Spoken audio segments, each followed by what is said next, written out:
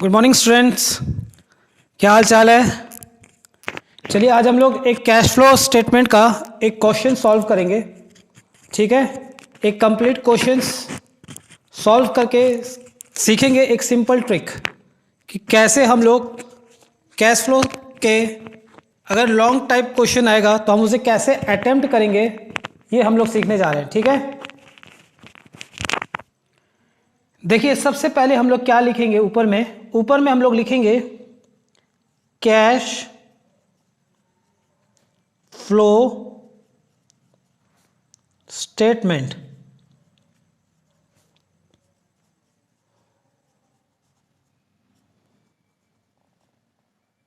For the year ended, cash flow statement for the year ended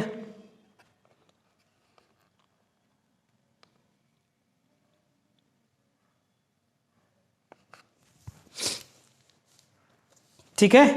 अब question ये होता है कि कैश फ्लो का जब आपको सवाल दिया रहेगा लॉन्ग टाइप क्वेश्चंस, तो आपको 2 साल दिया रहेगा, एक प्रीवियस ईयर और एक करंट ईयर। बैलेंस शीट से आपको बनाना पड़ता है। ठीक है, क्वेश्चन ये उठता है कि ईयर एंडेड के बाद हम कौन सा साल लिखेंगे। तो हमारा जो करंट ईयर होगा, हम सबसे पहले एक डीके गोयल का प्रैक्टिकल क्वेश्चन लेंगे, क्वेश्चन नंबर 48। ठीक है, क्वेश्चन नंबर 48। इसमें आपको 2 साल का डेटा दिया हुआ है, 31 मार्च 2017 एंड 31 मार्च 2018। ये हमारा प्रीवियस ईयर है, ये हमारा करंट ईयर है। ठीक है, this is our previous year and this is our current year. हम करंट ईयर लिखेंगे, यहां पे कौन सा ईयर लिखेंगे, current year, that is 31 March 2018। ठीक है, ओके। फिर हम लोग क्या लिखेंगे, number A, cash flow from operating activities. हम ऑपरेटिंग एक्टिविटीज को 4 स्टेप्स में हम लोग कंप्लीट करने की कोशिश करेंगे। हमारा टारगेट हमेशा क्या रहेगा, ऑपरेटिंग एक्टिविटीज को 4 स्टेप्स में कंप्लीट करने का। सबसे पहला जो हमारा स्टेप होगा वो हमारा ऑलवेज, ये आपको लिखने की ज़रूरत नहीं है, मैं सिर्फ लिख रहा हूँ। स्टेप 1 जो होगा ये आपको ऑलवेज वर्किंग नोट्स के थ्रू बनाना है। ठीक है, तो हमारा स्टेप 1 के लिए हम क्या करेंगे, वर्किंग नोट्स बनाएंगे।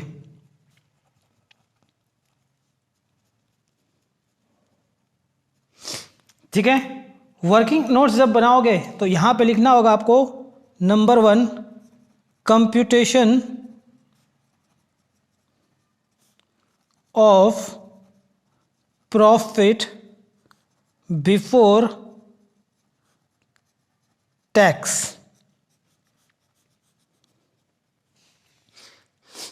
ठीक है, क्लियर है। हम पहले सवाल को पढ़ते हैं। देखो हमारा जो प्रॉफिट बिफोर टैक्स जो होगा वो हमारा स्टार्टिंग कहाँ से होगा, ये आप फिक्स कर लो कि हमारा स्टार्टिंग हमेशा रिजर्व एंड सरप्लस से होगा। रिजर्व एंड सरप्लस में आपको नोट नंबर 1 बोला है। ठीक है, हम नोट नंबर 1 को पढ़ेंगे पहले। ठीक है, नोट नंबर 1 में क्या दिया आपको दिया हुआ है जनरल रिजर्व का बैलेंस और प्रॉफिट एंड लॉस का बैलेंस। हम स्टार्टिंग करते हैं प्रॉफिट एंड लॉस का बैलेंस। कैसे स्टार्टिंग करेंगे ये मैं लिख देता हूं, ये होगा हमारा क्लोजिंग सरप्लस और ये होगा हमारा ओपनिंग सरप्लस। ठीक है, हम इसको कैसे लिखेंगे, हमारा लिखने का तरीका रहेगा, सबसे पहले हम लिखेंगे सरप्लस, इसके ब्रैकेट में आप लिख देना closing surplus minus opening surplus. ठीक है, क्लोजिंग सरप्लस आपको कितना दिया हुआ है, 1,20,000। ठीक है, और ओपनिंग दिया है 1,59,000। तो हमारा क्लोजिंग कितना है, 1,20,000 माइनस 159। तो हमारा माइनस वाला साइन ज़्यादा है, तो हम यहाँ पे क्या करेंगे, ब्रैकेट में शो करेंगे इसको, ठीक है।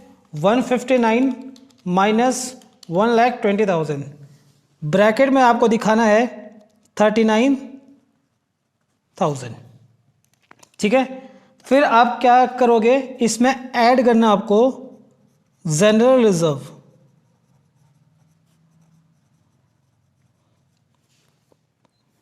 ठीक है।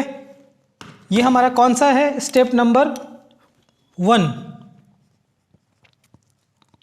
ये स्टेप 1 चल रहा अपना, ठीक है। जनरल रिजर्व आपको क्वेश्चन में दिया हुआ है 4 लाख ओपनिंग में है और क्लोजिंग बैलेंस कितना है 5,20,000।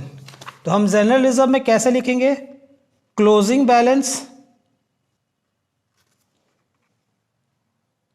माइनस ओपनिंग बैलेंस, ठीक है। क्लोजिंग बैलेंस हमको कितना दिया हुआ है 5,20,000 और ओपनिंग बैलेंस कितना दिया हुआ है 4 लाख। तो ये हो गया हमारा 1,20,000, ठीक है। 1,20,000 माइनस 39, 81,000 आ रहा है। लेकिन यहाँ तक हमारा स्टेप 1 पूरा नहीं होता, हमें इसमें बहुत सारे कुछ करना पड़ता है। क्वेश्चन आपको यहीं तक दिया हुआ है, लेकिन हमें इसमें क्या क्या लेना पड़ता है मैं लिख देता हूँ, आपको पूरा स्टेप्स फॉलो करना है, ठीक है। इसके बाद आपको लेना है प्रोपोज डिविडेंड,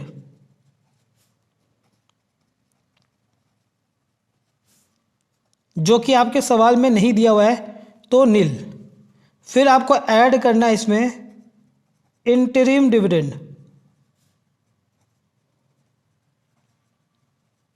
ये भी आपके क्वेश्चन में नहीं दिया हुआ है, नील।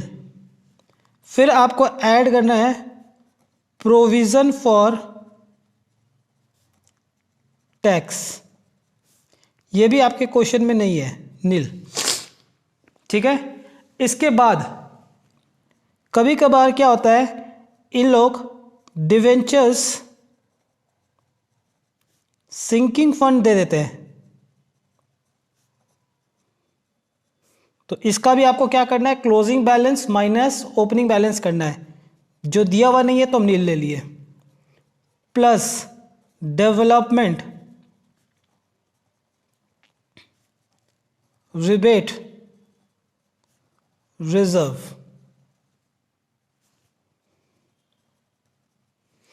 ठीक है। अब क्या करना है, इन सबको प्लस माइनस करके लाना है। कितना आ रहा है 81,000। इसमें आपको क्या करना है, प्लस माइनस करना है, दोनों, प्लस भी हो सकता है माइनस भी हो सकता है। क्या करना है, extra ordinary items. Extra ordinary items जो होते हैं, लाइक फ्लड हो गया, अर्थक्वेक हो गया, इन सब से आपको कुछ भी अगर बेनिफिट या लॉस हो रहा है उसको एडजस्ट करना है। फिर इसमें से आपको माइनस करना है रिफंड ऑफ टैक्स, कुछ भी नहीं दिया हुआ है इसीलिए हमने नील ले लिया, 81,000, ठीक है। आपको ये फॉर्मेट एक बार मन में रिवाइज कर लेना है फटाफट, इतना ही आएगा, 99% चांसेस है इतने ही डेटा दिए रहेंगे, इससे बाहर नहीं आएगा, ठीक है। हमारा स्टेप 1 कंप्लीट हो गया, नेट प्रॉफिट बिफोर टैक्स निकल के हमारा आ गया 81,000। ये जो निकल के आया नेट प्रॉफिट बिफोर टैक्स, ये हम पुट करेंगे फॉर्मेट में जाकर, हमारा जो फॉर्मेट का स्टेप 1 है हम उसमें पुट करेंगे, ठीक है। यहाँ हम लिखेंगे नेट प्रॉफिट बिफोर टैक्स, ठीक है, इनर कॉलम में 81,000, ठीक है। ओके, हमारा स्टेप यहां तक रहेगा, पहला स्टेप। जब हम स्टेप 2 स्टार्ट करेंगे, हमारा स्टेप 2, इसमें हम ऐड करेंगे, हम ऐड क्या करेंगे, non cash and non operating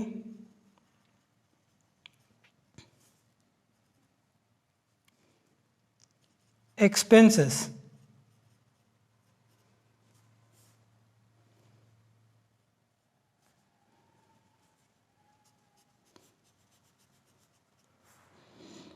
ठीक है, जब आप स्टेप 2 करोगे तो आपको पहले क्या करना है, जितने भी आपके वर्किंग नोट्स है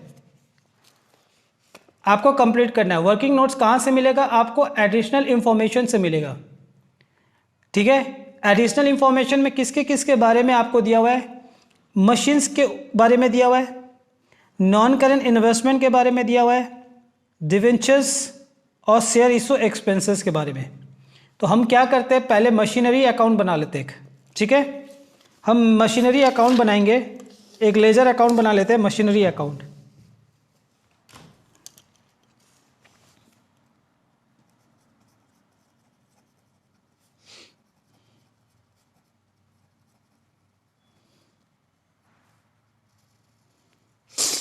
मशीनरी अकाउंट किस तरह का नेचर ऑफ अकाउंट है, रियल अकाउंट या फिर ये एसेट है। आपको पता है एसेट्स का बढ़ना डेबिट और एसेट का घटना क्रेडिट। हम सबसे पहले एसेट्स को कहाँ लिखते हैं, ओपनिंग बैलेंस में, टू बैलेंस बीडी। ठीक है, ओपनिंग बैलेंस आपको एसेट्स का दिया हुआ है कितना, तो ये देखो आपको देखो क्वेश्चन में आपको मशीनरी के बारे में बोला है और आपको पता होना चाहिए कि मशीनरी जो होती है वो एक तरह का टेंजिबल एसेट्स है। टेंजिबल एसेट्स है, इसका ओपनिंग बैलेंस है 5,10,000, क्लोजिंग है 750। 5,10,000, ठीक है, और क्लोजिंग बैलेंस आपको दिया हुआ है बाय बैलेंस CD कितना, 7,50,000।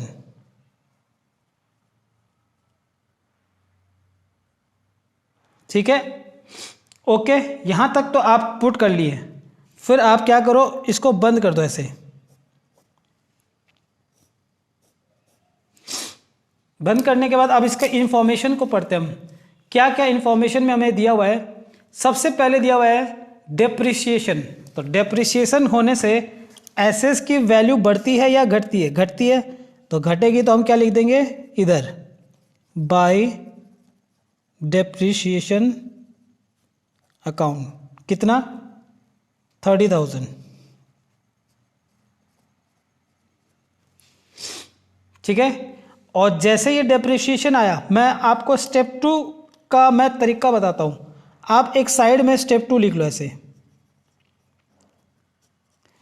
सबसे पहले क्या आया आपको, डेप्रिसिएशन किसके ऊपर, मशीनरी के ऊपर। कितना, 30,000 लिख लिया आपने। ठीक है, हो गया। फिर नेक्स्ट इंफॉर्मेशन, हमारा ये इंफॉर्मेशन कंप्लीट हो गया, हम इसे टिक मार देंगे। ठीक है, फिर आपको कुछ भी नहीं दिया मशीन्स के बारे में, कहीं कुछ बोला है आपको, नॉन करेंट इन्वेस्टमेंट के बारे में बोला है, डिवेंचर्स के बारे में बोला है, शेयर इशू एक्सपेंस के बारे में बोला है। तो ठीक है, हम देख लेते हैं आगे क्या होने वाला है। तो इधर आप जोड़ोगे तो सबसे ज़्यादा इधर आ रहा है, तो हम टोटल करके देखते हैं, 7,80,000, 7,80,000। ठीक है, बैलेंसिंग फिगर निकल के आएगा आपका to bank account. Balancing figure जो निकल के आएगा उसे हम बोलेंगे परचेज। ठीक है, परचेज हमारा क्या हो गया, बैलेंसिंग फिगर। कितना, तो 7,80,000 माइनस 5,10,000, ये हमारा निकल के आया है 2,70,000। ठीक है, ओके, क्लियर है? तो हमारा पहला लेजर कंप्लीट। ओके, दूसरा आपको क्या बोला है? दूसरा आपको नॉन करेंट इन्वेस्टमेंट के बारे में बोला है। क्या कह रहा है? Non current investment costing ₹30,000 way sold for ₹40,000। तो हमारा नॉन करेंट इन्वेस्टमेंट जो है वो आपको इधर दिया हुआ है, 30,000 से 1 लाख हो गया, ठीक है।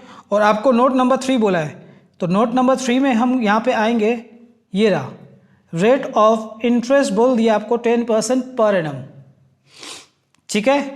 तो देखो सबसे पहले इम्पॉर्टेंट बात यह है कि हम इन्वेस्टमेंट का अगर आप देखोगे तो ओपनिंग बैलेंस 30,000 दिखाई दे रहा है और 1 लाख आपको दिखाई दे रहा है। ऐसे आपको लगेगा परचेज हुआ है, हाँ परचेज हुआ होगा, हम बाद में देखेंगे, परंतु कुछ इन्वेस्टमेंट बेचा है, तो इसका मतलब बहुत कुछ इसमें दिया हुआ है। तो हम क्या करेंगे, एक लेजर अकाउंट खोल लेंगे इसका भी, ठीक है। एक लेजर अकाउंट खोल लेते हैं।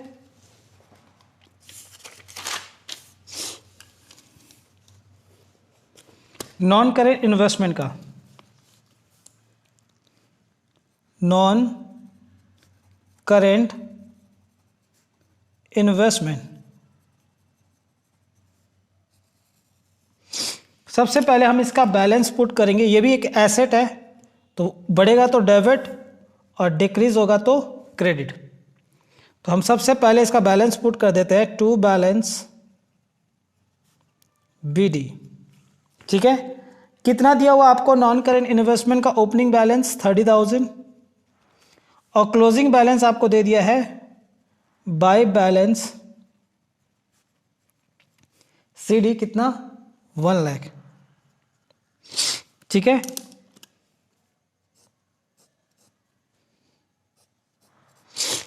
ठीक है, अब आपको क्या कहा है कि कोई इन्वेस्टमेंट है जिसकी कॉस्ट आपको दी हुई है कितने की?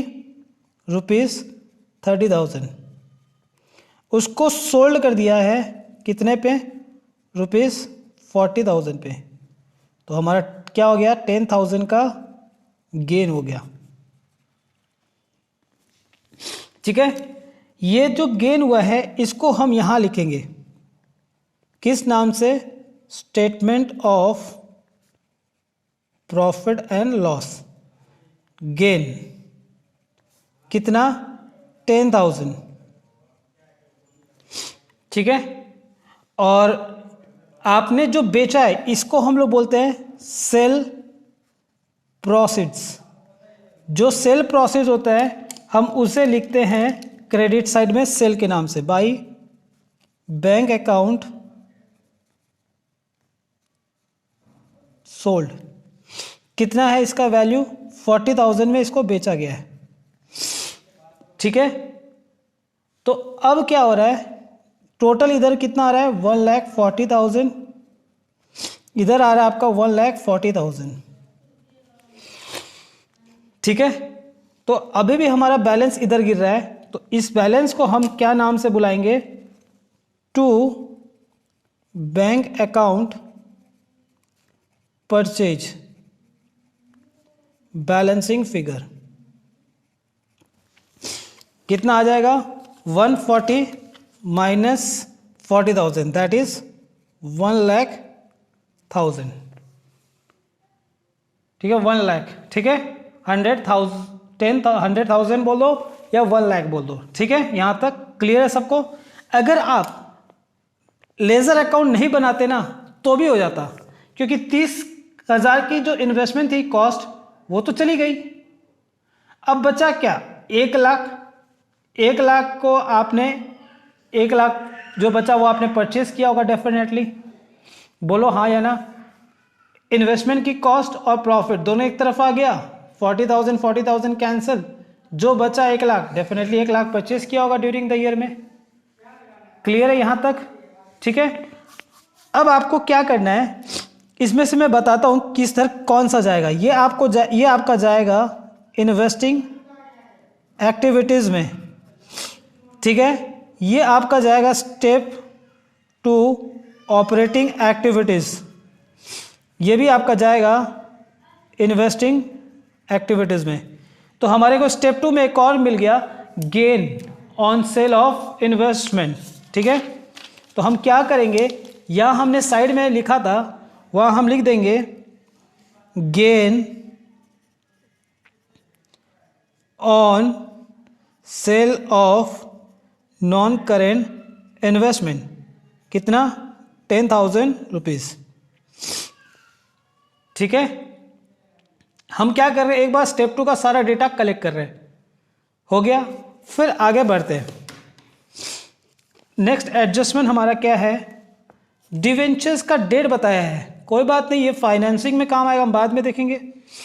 फिर कह रहा है during the year share issue expenses amounting ₹10,000 and this were written from statement of profit and loss. Wow, तो ये हो गया, इसके हम बाद में करेंगे। अब ये हमारा स्टेप 2 में आ जाएगा, किस नाम से, शेयर इशू एक्सपेंसेस के नाम से।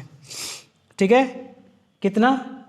10,000 रुपीज़। आपको क्या करना है, इसको ऐड करना है स्टेप 2 में, इसको माइनस करना है और इसको भी ऐड करना है। ठीक है, क्लियर है? तो हमारा वर्किंग नोट सारा कंप्लीट हो गया। अब मैं आपको बताता हूँ स्टेप 2 को आप बैलेंस शीट से कैसे कंप्लीट करोगे, सबसे बड़ी बात है ना। मैं आपको बता देता हूँ कि बैलेंस शीट से आपको क्या क्या आएगा स्टेप 2 में। देखो, एक तो आपको आएगा NCL से, लॉन्ग टर्म जो बोरोइंग्स है, इसके ऊपर जो इंटरेस्ट बनेगा, इसके ऊपर जो इंटरेस्ट बनता है वो आएगा आपका स्टेप 2 में। तो आपको जो 8% डिवेंचर है उसका इंटरेस्ट निकालना होगा पहले। ठीक है, तो आइए हम इसका इंटरेस्ट निकालते हैं। ठीक है, तो एक तो आ गया आपका इंटरेस्ट ऑन 8% डिवेंचर्स। अब हम क्या करेंगे, इंटरेस्ट निकालेंगे, computation of interest on debentures.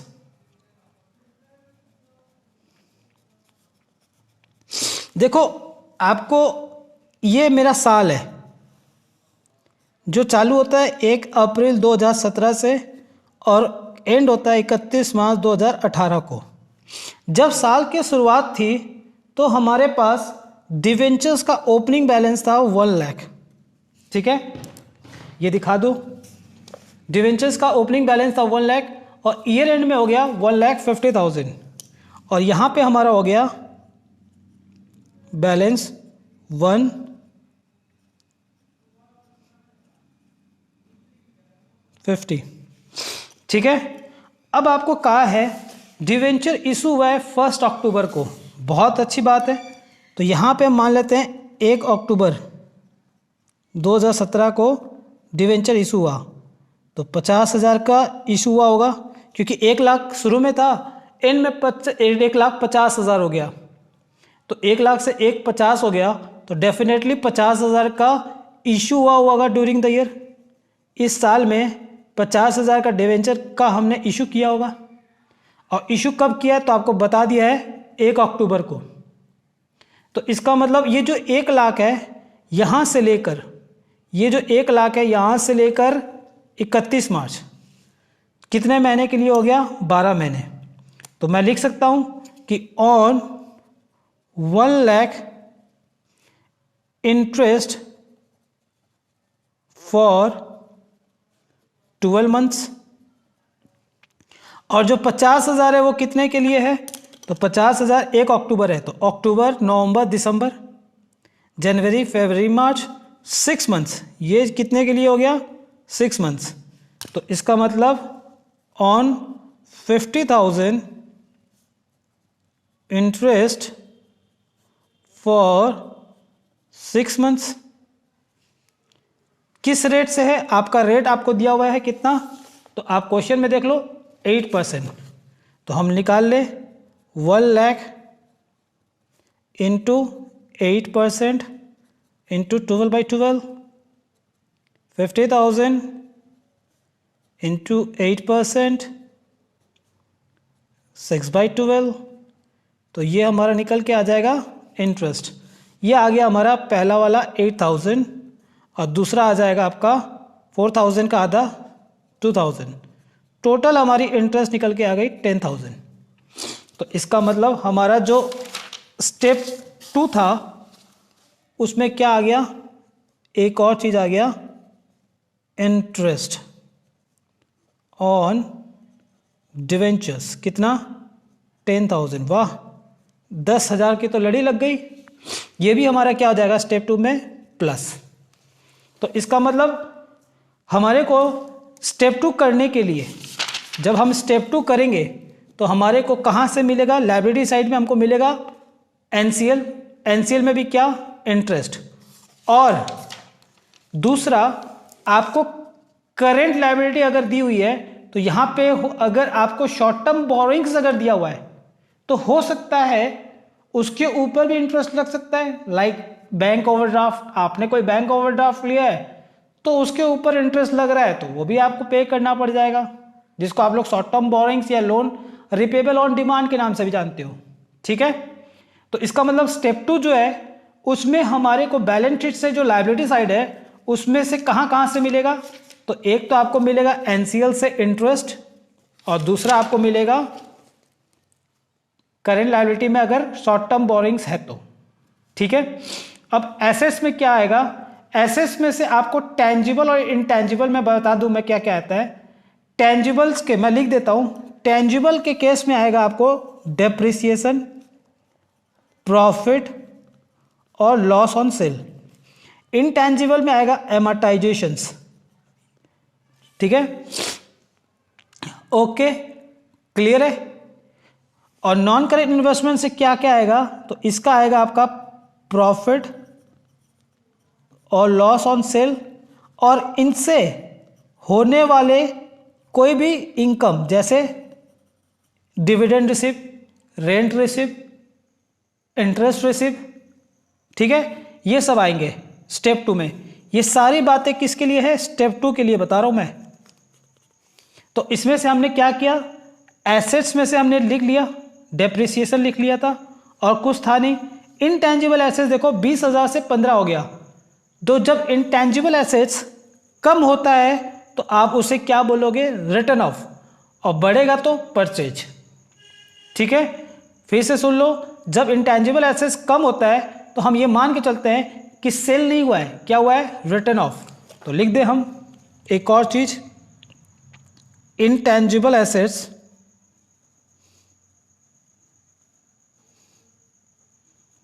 Return of 5,000 rupees. ठीक है, 5,000 ये ब्रैकेट है बेटे। ठीक है, 5,000 ये भी हमको क्या करना है, प्लस। ठीक है, उसके बाद नॉन करेंट इन्वेस्टमेंट से क्या आपको कोई इनकम बताया है, हाँ नीचे एक बताया है नोट नंबर में, देखो नोट नंबर 3 में बोला है कि rate of interest on non current investment 10% per annum. ओहो, वेरी गुड, 10% का आपका नॉन करेंट इन्वेस्टमेंट पे इनकम है, परंतु नॉन करेंट इन्वेस्टमेंट 30,000 था ओपनिंग में, ईयर एंड में हो गया 1 लाख। ठीक है, अब क्वेश्चन उठता है कि 1 लाख जो 70,000 जो है इंक्रीज किया है वो कब किया। सबसे बड़ी बात है कि ये जो इनकम जो निकालेंगे हम 70,000 जो इंक्रीज किया है वो कब किया है, तो ये कुछ नहीं बोला क्वेश्चन में। तो आपको मैं बेस्ट तरीका बताता हूँ क्या है, फिर से सुन लो। ये मेरा साल है, ये बोल रहा है कि 1 अप्रैल 2017 को मेरा इन्वेस्टमेंट था NCI 30,000 और 31 मार्च 2018 को हमारा हो गया 1 लाख। तो 70,000 जो इंक्रीज किया है वो कब किया है। अगर आप बिगिनिंग में मानते हो तो आपका कंप्यूटेशन कुछ और हो जाएगा इनकम निकालने का, और आपको ईयर एंड में मानते हो तो कुछ और हो जाएगा। हमारा बेस्ट एजम्पशन रहेगा ईयर एंड। तो इसका मतलब हमने कहाँ परचेज किया है, 70,000 कब परचेज किया है, ईयर एंड में। तो हमारा जो पैसा है पूरे साल कितना रोल किया है, सिर्फ 30,000। तो हम जो इंटरेस्ट निकालेंगे वो किस पे निकालेंगे, सिर्फ 30,000 पे, 10% के हिसाब से 12/12 3000, ठीक है। और अगर आप ये मानते हो कि बिगनिंग में है तो आपको किस पे निकालना होगा, पूरे 1 लाख पे, क्योंकि आप ये मान रहे हो कि 30,000 शुरू में था और अभी हमने क्या किया 70 और परचेस कर लिया था, तो पूरे साल आपका कितना रहा 1 लाख, ठीक है। तो हमारा इंटरेस्ट कितना निकल के आ गया 30,000। तो हम यहाँ पे क्या करेंगे, ये भी लिख लेते हैं, इंटरेस्ट ऑन NCI कितना 3000। ये इनकम है तो बोल के माइनस करना है, तो जो एक्सपेंस होता है उसको ऐड करो, जो एक्सपेंस है उनको ऐड करना है, और जो इनकम हो रही है वो माइनस हो जाती है, ठीक है। तो एसेट साइड में यहीं से आएगा स्टेप 2। और कभी कभी अदर करेंट एसेट्स में अगर आपको मिसलिनियस एक्सपेंडिचर दे दिया जाए, like preliminary expenses, share issue expenses, है ना, जैसे शेयर इशू एक्सपेंस आपको नीचे बता दिया है तो बहुत अच्छी बात है, नहीं तो कभी कभी यहाँ दिया रहता है तो वो भी आपको निकालना पड़ता है। तो इसका मतलब स्टेप 2 जो है एसेट साइड में कहाँ से आएगा, टेंजिबल, इनटेंजिबल, NCI, और करेंट एसेट्स में कहाँ से, अदर करेंट एसेट्स में अगर मिसलिनियस दिया है तो, ठीक है ना। लेकिन आपको क्या बोल दिया है, अदर करेंट एसेट्स में क्या है, प्रीपेड और एक्रूड इनकम। ये हमारा स्टेप 3 में जाएगा वर्किंग कैपिटल चेंजेस के लिए। तो हमारा स्टेप 2 का सारा काम कंप्लीट। अब हम फट से यू बनाएंगे इसको देखकर स्टेप 2, ठीक ना। तो हमारा एक्सपेंस जो प्लस है हम उसको लिखते चले, जैसे डेप्रिसिएशन हो गया, शेयर इशू एक्सपेंसेस हो गया, इंटरेस्ट ऑन डिवेंचर हो गया, तो हम लिख लें यहाँ पे, ठीक है। स्टेप 2 में हम लोग आ जाए, सबसे पहले एक्सपेंसेस में ऐड करें, क्या क्या है, डेप्रिसिएशन ऑन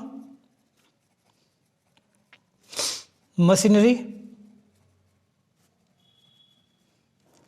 फिर है आपका शेयर इशू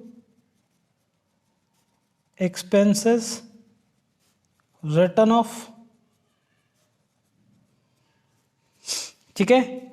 और क्या था हमारा, देख ले, depreciation, share issue expenses, interest on debentures, और इंटरेस्ट ऑन डिवेंचर्स, और एक था इंटेंजिबल एसेट्स, रिटर्न ऑफ, ठीक है। तो डेप्रिसिएशन कितने का था, आइए देख ले, डेप्रिसिएशन था 30,000 का, ठीक है ना। डेप्रिसिएशन था हमारा 30,000, ऐड करो, शेयर इशू एक्सपेंसेस था 10,000, इंटरेस्ट ऑन डिवेंचर था हमारा 10,000, और इनटेंजिबल एसेट्स शायद 5,000 था ना, 5,000 था, 15 से, हाँ 5,000, ठीक है। यहाँ तक हो गया। तो हमने क्या किया, जितने खर्चे हमने माइनस कर रखे थे उसको ऐड कर दिया, और अब हम क्या करेंगे, लेस करेंगे non cash and non operating income, ठीक है। हमारे इनकम क्या क्या था, एक तो आपने जब बेचा था इन्वेस्टमेंट को तो गेन हुआ था, gain on sale of NCI। आप शॉर्ट में मत लिखना एग्जाम में, आप पूरा लिखना नॉन कर इन्वेस्टमेंट, ठीक है, 10,000। और कुछ, हाँ, interest on NCI 3,000,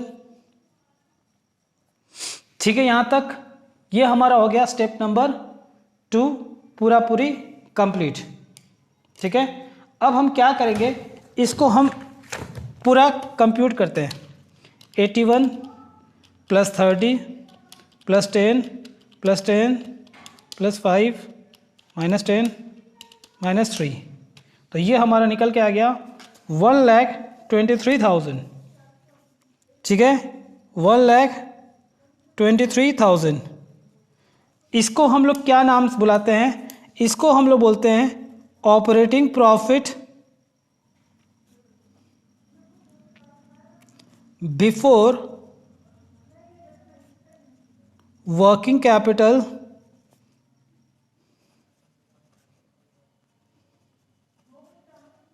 changes.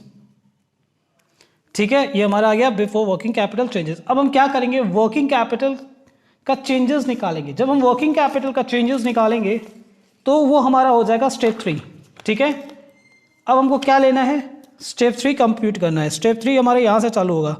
Step 3 जब हम लेंगे तो यहाँ पे आ जाओ, सबसे पहले हम लेते हैं करेंट एसेट्स की तरफ।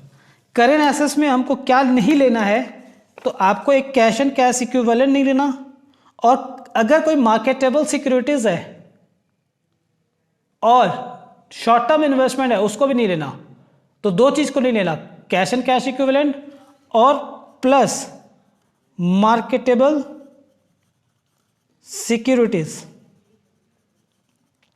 ये चीज हम नहीं लेंगे जब हम स्टेप 3 काम करेंगे। ठीक है, स्टेप 3 का जब हम कंप्यूटेशन करेंगे इस दो चीज को नहीं लेना। ये हमारा स्टार है। क्यों स्टार है हम बताएंगे आपको लास्ट में। ठीक है, अब इन्वेंट्री क्या हो गया, देखो करेंट एसेट्स मैं यहां बताता हूं। अगर करेंट एसेट्स बढ़ेगा तो आपको क्या करना है माइनस, और करेंट एसेट्स कम होगा तो आपको क्या करना है प्लस।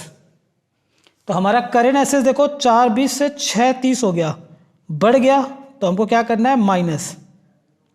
ट्रेड रिसीवेबल आपका क्या हो गया, कम हो गया, डिक्रीज हो गया, तो अच्छी बात है प्लस। फिर आपको क्या है, अदर करेंट एसेट्स में नीचे चलो क्योंकि आपको नोट नंबर दिया हुआ है। प्रीपेड बढ़ गया तो माइनस, और ये कम हो गया तो प्लस। अब आपको फटाक से करना है। ठीक है, डिफरेंस निकालना है माइनस, डिफरेंस निकालना है प्लस, डिफरेंस निकालना है प्लस, सॉरी डिफरेंस निकालना है, सॉरी माइनस, और डिफरेंस निकालना है प्लस। ठीक है, तो चलो निकालते हैं डिफरेंस। 420 minus 630, 4,20,000 minus 6,30,000, 2,10,000। तो लिख लो इंक्रीज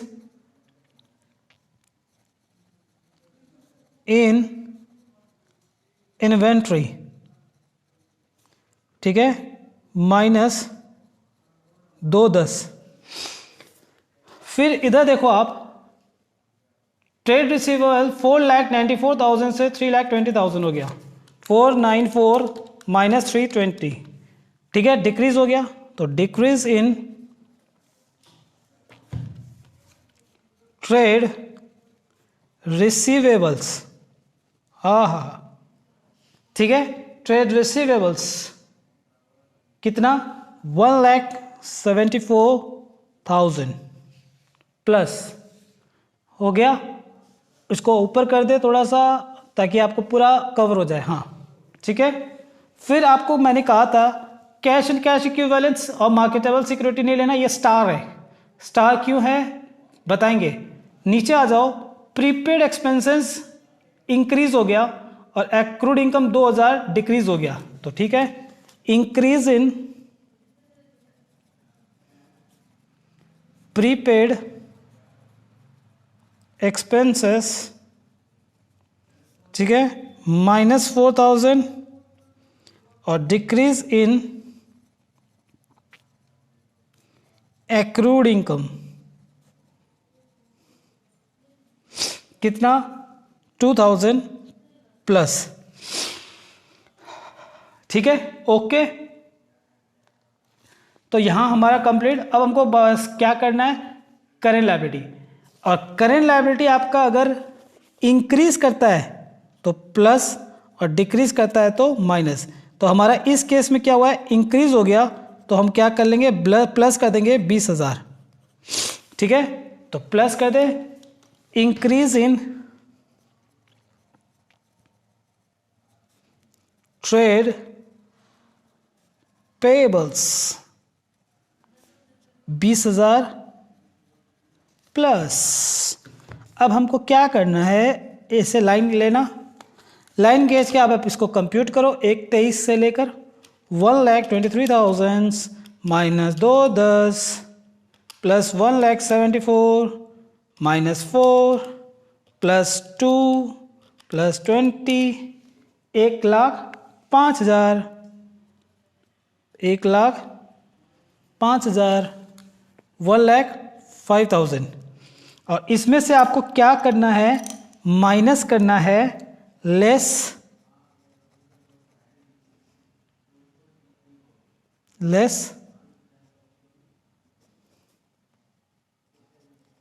टैक्स पेड, जो कि कितना है, नील। तो ये हमारा कितना आ गया, 1,05,000। ठीक है, और ये हम लिख दिए 1,05,000। ओके, हमारा ये क्या निकल के आया, cash flow from operating activities, है ना। ऐसे ही तो आपको छोटे में सिखाया जाता था, ए फॉर एप्पल, है ना। चलो कोई बात नहीं। अब आ जाओ, हमारा दूसरा, पहला पड़ाव पार हो गया। हमने पहला पड़ाव पार कर गया। कौन बनेगा करोड़पति का पहला पड़ाव, cash flow from operating activities हमारा पहला पड़ाव था। उसमें 4 स्टेप, स्टेप 1, स्टेप 2, स्टेप 3 और ये है आपका स्टेप 4। ठीक है, स्टेप 4। अब हम चलेंगे अगले पड़ाव की तरफ। जो अगला पड़ाव है उसका नाम है cash flow from investing activities. ठीक है, जब आप इन्वेस्टिंग एक्टिविटीज करोगे तो मैं आपको बता दूं, आपको और कहीं नजर नहीं दौड़ाना, आपको सिर्फ और सिर्फ नजर दौड़ाना है फिक्स एसेट्स और नॉन करेंट इन्वेस्टमेंट में। पहले आपको क्या करना है, इनका परचेज सेल कर लो कंप्लीट। जैसे टेंजिबल एसेट्स जो है उसमें क्या है, मशीन है, तो पहले मशीन का परचेज सेल कर लो। तो आपको देख लो, मैंने मशीनरी अकाउंट बनाया था, उसमें परचेज कितना था, 2,70,000। सेल नहीं था तो मत लिखो, तो लिख देते हम परचेज ऑफ मशीनरी। ठीक है, 2,70,000 माइनस में। ठीक है, इसका कोई सेल नहीं था। चलो, इनटेंजिबल एसेट्स जो है रिटर्न ऑफ हुआ है। ठीक है, कोई बात नहीं। नॉन करेंट इन्वेस्टमेंट का परचेज हुआ था और सेल भी हुआ था। ठीक है ना, ये देखो, ये वर्किंग नोट्स रहा, नॉन करेंट इन्वेस्टमेंट का परचेज भी हुआ था और सेल भी हुआ था। तो हमने परचेज लिखना है 1,00,000, सेल लिखना है 40,000। तो जो परचेज होता है उसको हम लिखते हैं माइनस में, ब्रैकेट में, purchase of non current investment और sale of non current investment. Purchase हो गया था हमारा 1,00,000 माइनस में, और सेल जो होता है वो होगा प्लस। तो हमने क्या किया, पहले इसका खरीदना बेचना, जितने भी नॉन करेंट एसेट्स हैं उनका आप क्या करो, परचेज सेल लिख डालो, और इन्वेस्टमेंट, केवल और केवल इन्वेस्टमेंट का आपको क्या लेना है, इनकम। तो इससे कौन सी इनकम आई थी, तो इनकम आई थी हमारा इंटरेस्ट ऑन NCI। कितना था, 3,000 था प्लस, बस। ओके, क्लियर है। तो आपको कुछ नहीं करना, आपको नॉन करेंट एसेट्स का परचेज सेल करना है, और आगे जितने भी हमारे नॉन करेंट एसेट्स हैं, चाहे वो टेंजिबल हो, इनटेंजिबल हो या नॉन करेंट इन्वेस्टमेंट हो, इन तीनों का आपको परचेज सेल करना है। परचेज सेल करने के बाद लास्ट में इन्वेस्टमेंट से होने वाली कोई भी इनकम को आपको क्या करना है, ऐड करना है।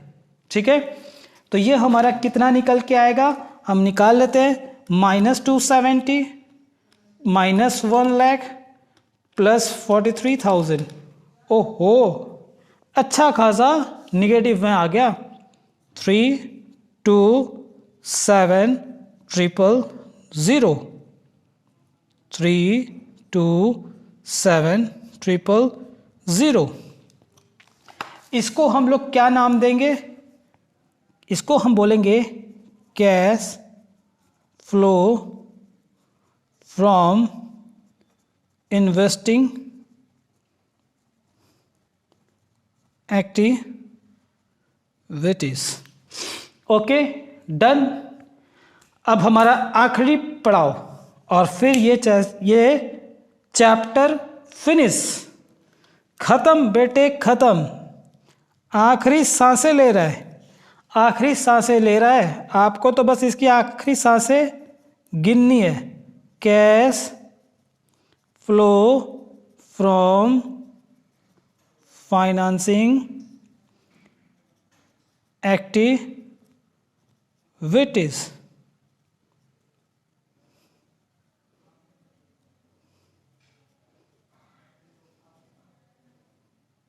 Cash flow from financing activities है, ठीक है।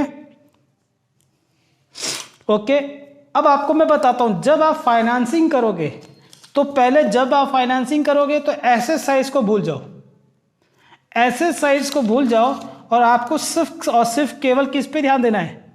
शेयर कैपिटल पे, एनसीएल पे, और यहां पे मैंने बोला था ना, कोई अगर शॉर्ट टर्म बोरोइंग होगा like bank overdraft, cash credit, loan repayable on demand, ये सब हमको लेना है। ये तीन चीज के अलावा कुछ नहीं लेना। शेयर कैपिटल चाहे इक्विटी हो या preference, long term borrowings that is NCL, और सीएल में आपको शॉर्ट टर्म बोरिंग्स, ठीक है। तो हमारे को शेयर कैपिटल दिया हुआ है 8 लाख से 10 लाख हो गया, तो 2 लाख बढ़ गया, है ना, है ना। 2 लाख आपका शेयर कैपिटल बढ़ गया,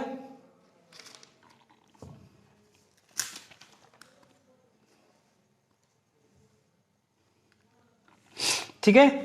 लेकिन एक चीज याद रखना, देखो बेटे, मैं एक चीज बताता हूं आपको, क्या याद रखना आपको जब शेयर कैपिटल रहेगा तो यहां पे आपको क्या क्या लेना है। देखो, इशू चाहे इशू पार पे भी हो सकता है या प्रीमियम पे भी हो सकता है। तो पार पे हुआ तो पार पे ले लेना, प्रीमियम पे हुआ प्रीमियम पे ले लेना। इसमें से आपको क्या करना है, प्रीमियम जो होगा वो आपको यहाँ पे रिजर्व एंड सरप्लस में दिया रहेगा सिक्योरिटीज प्रीमियम बोल के। अगर सिक्योरिटीज प्रीमियम का बैलेंस बढ़ रहा है तो समझ जाना 2 लाख तो ये हो गया, और प्रीमियम जो इंक्रीज किया वो, ठीक है। तो आपको प्रीमियम, इसमें से आपको माइनस करना है शेयर इशू एक्सपेंसेस और माइनस करना है अंडरराइटिंग कमीशन। याद रहेगा, पार पे है तो पार पे है तो ये माइनस दिस, और प्रीमियम पे होगा तो इन दोनों का डिफरेंस ले लेना, उसमें प्रीमियम का बैलेंस जोड़ देना, उसमें से माइनस कर देना share issue expenses minus underwriting commission, ठीक है। तो हमारे को ना तो प्रीमियम पे दिया हुआ है ना अंडरराइटिंग कमीशन है, हाँ शेयर इशू एक्सपेंस जरूर है। तो 2 लाख का इंक्रीज हुआ है तो 2 lakh minus share issue expense 10,000 that is 1,90,000, ठीक है। चाहे आप इकट्ठे दिखा दो या अलग अलग भी दिखा सकते हो, ठीक है। तो लिख दो इशू ऑफ शेयर कैपिटल, ठीक है, कितना 2 लाख, और यहां पे आप लिख दो शेयर इशू एक्सपेंसेस। चाहो तो आप अलग से भी दिखा सकते हो, माइनस करके भी दिखा सकते हो, ठीक है, अलग से दिखा दो, या फिर 2 लाख माइनस 10,000 190, ठीक है। दूसरा हमारा क्या था, एनसीएल। एनसीएल कितना दिया हुआ आपको, एनसीएल आपको दिया हुआ है 1 लाख से 150 हो गया, तो एनसीएल में आपको दिया हुआ था 8% डिवेंचर्स। तो लिख लो इशू ऑफ 8% डिवेंचर्स 50,000, ठीक है। ओके, क्लियर है यहां तक। तो आपको इसमें क्या करना है, जैसे इन्वेस्टिंग एक्टिविटीज में क्या करना था, परचेज सेल लेना था सबका और इनसे होने वाली कमाई, उसी तरह फाइनेंसिंग में क्या लेना है, शेयर कैपिटल का इशू और बायबैक या रिडम्पशन डिवेंचर्स का या लोन का लेना देना, और लास्ट में आपको क्या करना है, इनके ऊपर जो रिटर्न देते हैं शेयर कैपिटल के ऊपर हम क्या देते हैं, डिविडेंड, चाहे प्रोपोज डिविडेंड हो या इंटरिम डिविडेंड हो। बोरिंग्स पे हम क्या देते हैं, इंटरेस्ट। अगर कोई शॉर्ट टर्म बोरिंग्स होता तो उसके ऊपर भी क्या देते हैं, इंटरेस्ट। तो आपके क्वेश्चन में शेयर कैपिटल के ऊपर कोई डिविडेंड नहीं है, ना तो इंटरिम डिविडेंड है ना प्रोपोज डिविडेंड है। हाँ, बोरिंग जो है दैट इज डिवेंचर्स के ऊपर इंटरेस्ट जरूर आपको देना है, ठीक है। तो कितने का इंटरेस्ट था, 10,000 का। तो लिख दे हम, यहाँ हमारा जगह कंप्लीट हो गया। इसलिए हम क्या करेंगे, नेक्स्ट पेज में हमने थोड़ा सा स्पेस लिया था, करीब करीब अंदाज से इतना ही होता है। A4 साइज़ का अगर आपका कॉपी है तो एक पन्ना वो ले लो और थोड़ा सा और 20% और ले लो। तो यहाँ पे आ जाएगा आपका इंटरेस्ट ऑन 8% डिवेंचर्स, कितना, 10,000, ठीक है। पे करना है ये, है ना, इसीलिए माइनस में। क्लियर है। अब हमको क्या करना है, इनको जोड़ना है, फाइनेंसिंग एक्टिविटीज़ को हमको टोटल करना है।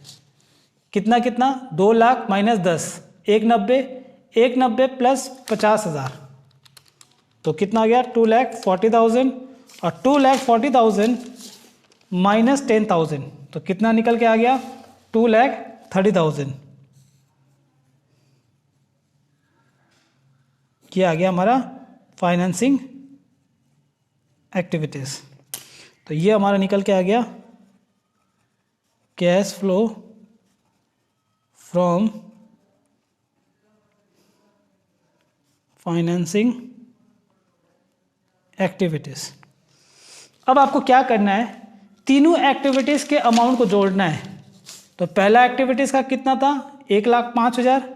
तो देख लो कैलकुलेटर में मैं दिखा देता हूँ आप लोग को, ठीक है।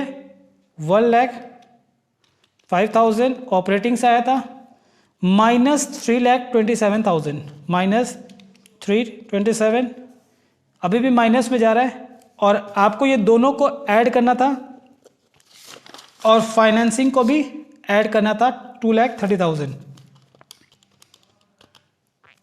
तो ये हमारा निकल के आ गया 8,000 प्लस, ठीक है।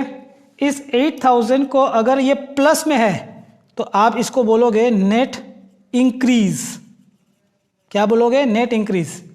अगर प्लस में है तो इंक्रीज, और माइनस में है दैट इज ब्रैकेट में होगा तो net decrease in cash and cash equivalence. और इसमें आपको क्या करना है, ऐड करना है cash and cash equivalence at the beginning of the period, ठीक है। आ जाओ, जिसका हमने स्टार्ट दिया था ये रहा। इसका ओपनिंग बैलेंस कितना है, 20,000। तो अगर यहाँ पे मार्केटेबल सिक्योरिटीज़ भी होता अगर नीचे में, तो हम कैश एंड कैश इक्विवेलेंट और मार्केटेबल सिक्योरिटीज़, मान लो ये मार्केटेबल सिक्योरिटीज़ है, मान लो ये मार्केटेबल सिक्योरिटीज़ होता 5,000, तो हम दोनों को जोड़ते 20 और 5 25, तो यहाँ कितना लिखते हैं 25। लेकिन हमारे को सिर्फ कैश एंड कैश इक्विवेलेंट दिया हुआ है 20,000, तो हम क्या लिखेंगे, सीधे 20,000 जोड़ो तो कितना आ जाएगा, 28,000। अब आपको ये पता लगाना है कि हमारा सवाल सही है या गलत।